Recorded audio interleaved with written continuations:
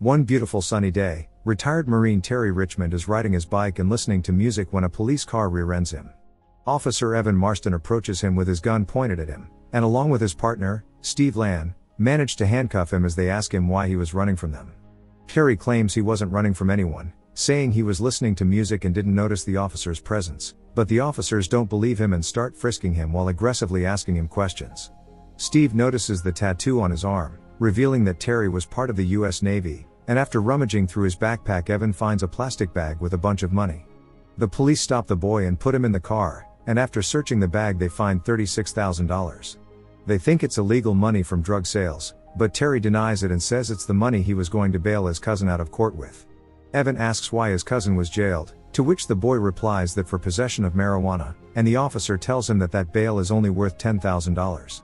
Terry says that the rest is to buy a truck to start working, and when he is asked about the origin of the money, the boy assures that it comes from the sale of a car.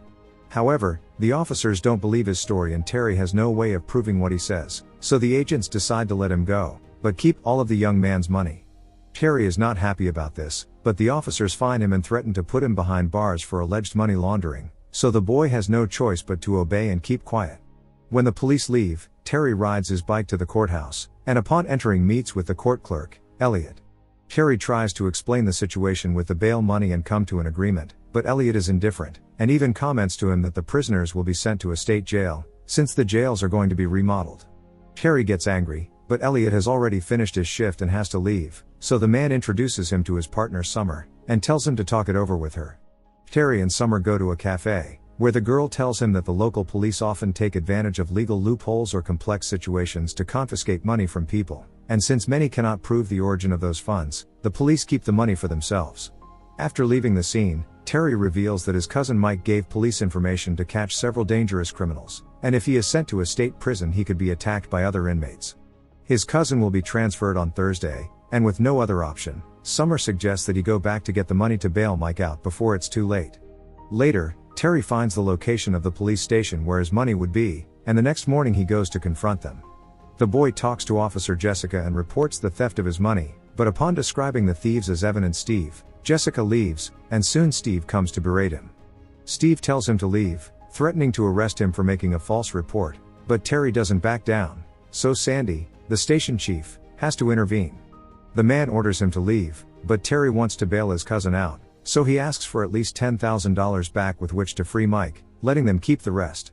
Hearing this, Sandy accepts the deal, and tells him to come back on Thursday at 9 a.m. to sign a document and take the $10,000.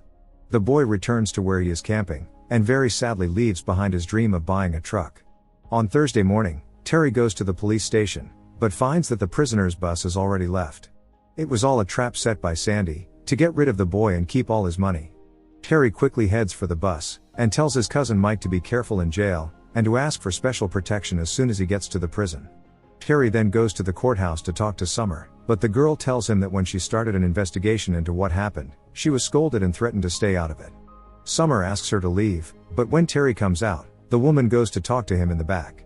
She informs him that she found several crimes committed by the police, and they can extort the sheriffs with that, but it will take some time and they need to get Mike's bail money before it's too late. Tired of the situation, Terry goes to the police station again and confronts Chief Sandy to come up with a solution. Sandy laughs and asks him who he thinks he is, threatening to throw him in jail if he keeps bothering them. Terry steps forward showing that he is not afraid of them, and when Sandy draws his gun to arrest him, Terry disarms the two officers outside, and at gunpoint takes them to the station. Terry talks to Jessica, who is the most honest of the cops, and asks her to handcuff her fellow officers. Then, Terry orders her to open the safe room, where their money was, and only takes $10,000, honoring their initial deal. Terry empties Jessica's gun, and then pretends that the woman had him arrested to escape from the place without raising further suspicions. The young man orders Jessica to drop him off on an abandoned street, then runs to the courthouse to hand over the bail money. While the assistant counts the money, the police invade the place and quickly arrest Terry. However, they do not take him to the lockup, but instead stop by the police station to pick up Sandy and continue on their journey. On the road, Sandy says that they investigated his past in depth, and they don't want to get in trouble with Terry. It turns out that the police were seizing people's money for no real reason, just to keep the silver, and they fear that Terry will have their whole operation exposed, so they stop at a hospital and decide to let him go free, giving him back the money they took in exchange for him keeping quiet. If he doesn't keep the deal, they promise they will come and arrest him, and he will spend 30 years in prison for attacking and kidnapping them at the police station. Before he leaves, Sandy reveals that his cousin Mike was attacked in prison, and is on his way to the hospital by helicopter.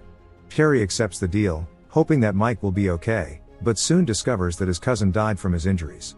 Very sad, Terry meets with Summer and asks her for a favor, saying that he needs to return to his hometown. The woman gives him a ride, and during the trip they see a police car following them, but they don't pay much attention to it.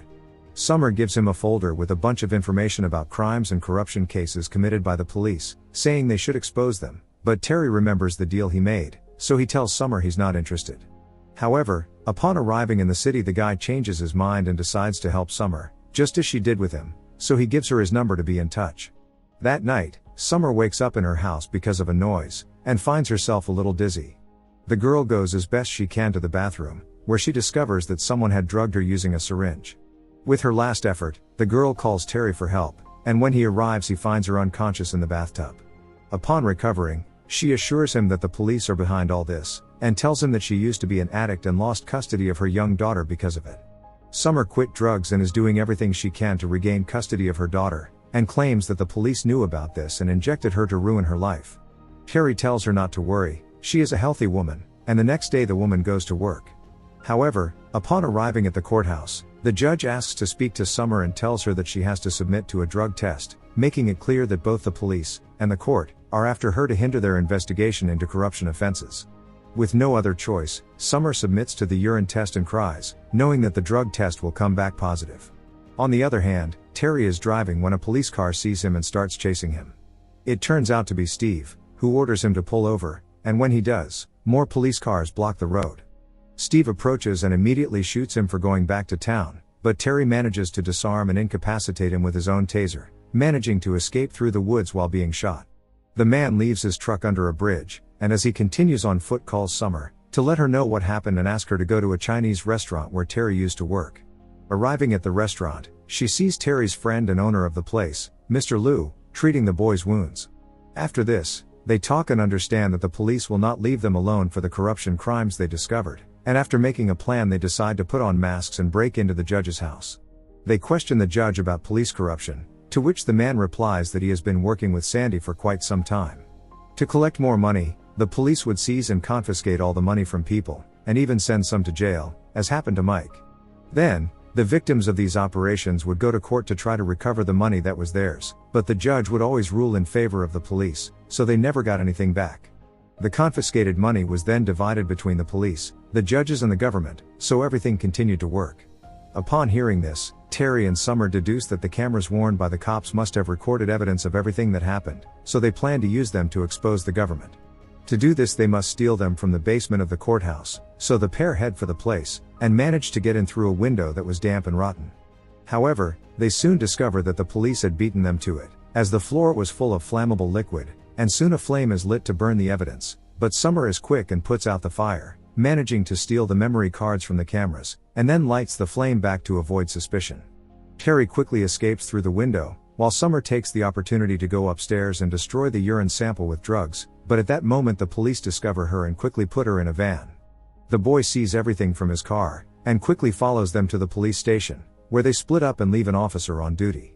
Terry takes advantage of the situation to crash the officer's car, and quickly pulls him out of the car and handcuffs him for questioning.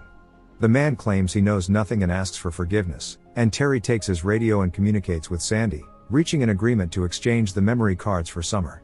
They arrange to meet in the morning at a place called Rebel Ridge, but the police wait and Terry never goes. At the station, Sandy receives a call from Terry, at the same time that Officer Evan assumes he has found the boy in a vehicle. Terry tells Sandy that there's no turning back now, at which point Evan approaches the car, but discovers that it wasn't Terry inside, but the handcuffed officer who was there as bait.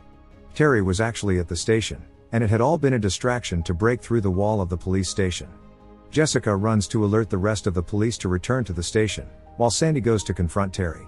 When he sees him, Terry shoots Sandy with rubber bullets, and Jessica arrives at that moment, but the boy cooperates with her and surrenders, as she is Summer's friend and is the only non-corrupt cop who can help him. Terry trusts her and gives her the memories, asking her to give them to his friend Summer. At that moment, the police arrive at the station and Terry prepares to confront them, but Jessica betrays him and points a gun at him, detaining him on the premise that she doesn't want any more people hurt. The woman takes him outside, and Jessica hands the memories to Steve, who promptly destroys them. Steve mentions that they drugged Summer into unconsciousness, so the girl can't see when Terry gets shot, but upon hearing this, Officer Evan steps forward and says that no one will kill anyone. The two officers take aim at each other, but Sandy shoots Evan's leg so he can disarm him. Taking advantage of the police distraction, Terry escapes with Evan and they run for cover behind a car, and the young man begins throwing stun and smoke grenades to hide. One by one, Terry takes out all the officers but doesn't kill them, and when he gets to Steve he gives him a brutal beating as revenge for everything he did. Then, the guy gets into Steve's car, where Summer is unconscious, and turns on the car camera for everyone to see what is happening. Terry quickly drives to Evan and rescues him, and then tries to escape from the station, but Steve hangs onto the car. The officer tries to get in, but Summer wakes up and pushes him, making him fall. On the road, the police give chase and Sandy orders Jessica to crash Terry's car and make it overturn, but she does just that over Sandy's truck, to let Terry escape. The other honest cops also turn on Sandy, so they escort Terry to the nearest hospital, where they attend to Evan and Summer. In the final scene, the young man takes an axe and rips the camera storage unit out of the car, and takes it with him to expose Sandy along with all his crimes. Subscribe and turn on notifications to see more videos like this. Leave a like to help the channel out, and thank you for watching.